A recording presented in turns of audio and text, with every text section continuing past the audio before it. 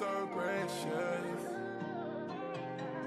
You're so faithful.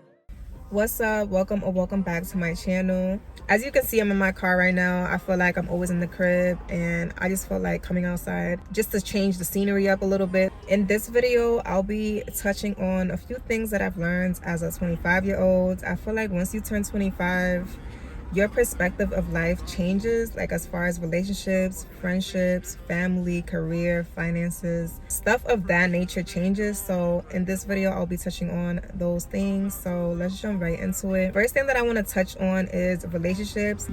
Now, when it comes to relationships, you want to make sure that you know your worth and you're not settling. You can't expect the best if you don't see yourself as the best, and then the right person is going to come in because now you're in the same frequency as them. When you do meet the right person at the right time, they're able to fulfill you and satisfy you. You want to make sure that the person that you're with is actually treating you right, that knows how to treat you, that is following through on what it is that you deserve. You want to also be able to communicate. That's the next thing that I want to touch on. Communication. You don't want to keep things bottled in because eventually it's going to affect you emotionally. If you're comfortable enough to be intimate with your partner, then you need to be comfortable enough to have deep, meaningful conversations, intellectual conversations. I used to be the person that expected him to know the things that I like and the things that I don't like.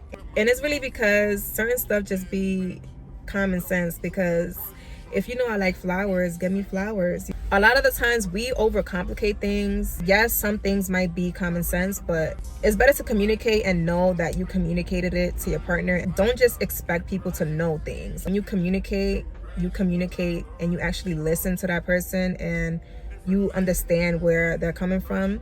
It provides an equal understanding of where y'all both stand. The main thing you really want to focus on when it comes to relationships and to have a healthy relationship is just being considerate, being understanding, communicating effectively, being compassionate, compromising, being kind, being respectful, and just having boundaries, standards, and all that good stuff. People that know their worth and they have boundaries and standards, they know that when they see the red flags, they're gonna say something about it. You want to be the person that says something about it when you first see it. You don't want to wait till last minute when they constantly do it so many times that now you're tired of it, because you don't want people playing with you. Okay, let people know what's up. Don't let people play with you. So the next thing that I want to touch on is friends and family. People expect their friends and family to support them. You need to be okay with people not supporting you. If your friends and family don't want to support you naturally, genuinely, then it is what it is. I said this before. I had said that life is really about perspective. A lot of the times, strangers are going to support you first because they don't really know you like that and they feel more comfortable to support you.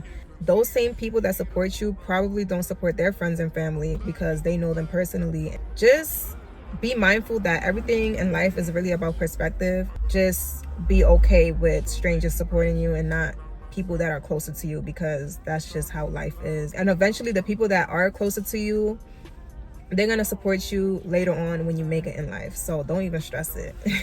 Be okay with family and friends not supporting you because eventually they will. Don't try to force it. You want people that's going to genuinely support you. You don't want to force someone to support you just because they're your friends and family. Like, if they wanted to, they will. That's why you want to be around people that are on the same level as you, on the same frequency, because usually the people that you grow up with, they might feel a little intimidated sometimes because they feel like, damn, we grew up together. How is it that you're up here and I'm still down here? You understand? They might feel like they are left behind. You don't want to be surrounded by people that are jealous of you, that don't want to see you win. Be surrounded by people that actually love you, care about you, and genuinely want to see you win, because those are the right people that you want in your life. You want positive people in your life. You want people that actually want to see you succeed in life. And so if you have a fake friend or even a jealous friend, cut them off immediately. That's like the most dangerous thing to have, is a jealous or even an envious friend. It doesn't necessarily mean you have to have beef with them. It's just certain people are just not meant to be in your life when you are about to be blessed. You want to be able to receive all your blessings, and you want to be able to be around people that actually want to see you happy, and be okay with outgrowing people. It is what it is. Just be okay with that. Just remind yourself that it's not too late. I know a lot of people, when they turn 25, they feel like they have to have their life in order, and you're just getting started. Like, we're just getting started. This is just the beginning.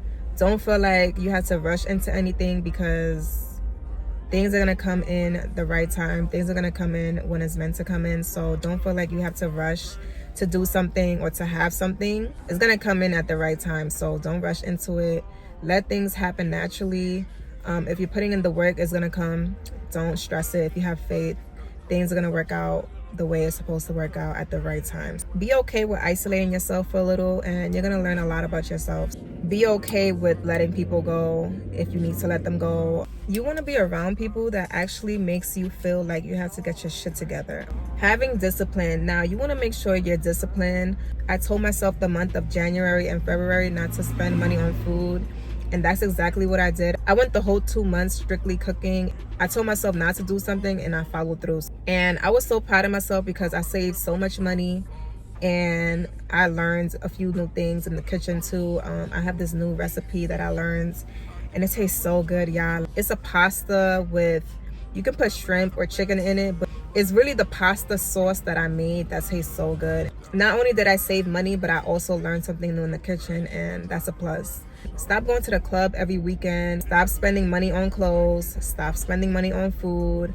Stop spending money on things that you know you don't need. I have a habit of buying new clothes that I know I don't really need. I just want it. I've learned to kind of like control that, and being intentional with what I spend my money on, and not just buying stuff that I really don't need. Don't get me wrong. If you want something, go get it. If you feel like you deserve it, get it. But don't overspend, you know, don't overdo it, because you're gonna realize you just spent so much money on stuff that you really don't need or you don't even use. Be intentional with your money. Be disciplined, okay? If you tell yourself something, follow through on it. Don't just say stuff just to say stuff. If you know you want to lose weight, you know what you have to do to lose weight. There's really no excuse when it comes to cooking. If you don't know how to cook, there's so many videos out there that teaches you how to cook. You don't have to spend money on food. It's just something that you want to do. So learn how to cook. It's really not that hard, honestly. But learn how to do things so that you don't have to spend your money on it. Simple. Now, the last thing that I want to touch on is prioritizing your life. Getting your life together. So I'm at a point where I prioritize getting my life together, because I love the feeling of being stable, being able to do the things that I want to do. Traveling, I love to travel. So I know that I have to put in the work in now, so that by the time I'm 30, I'm able to live that lifestyle comfortably and at peace.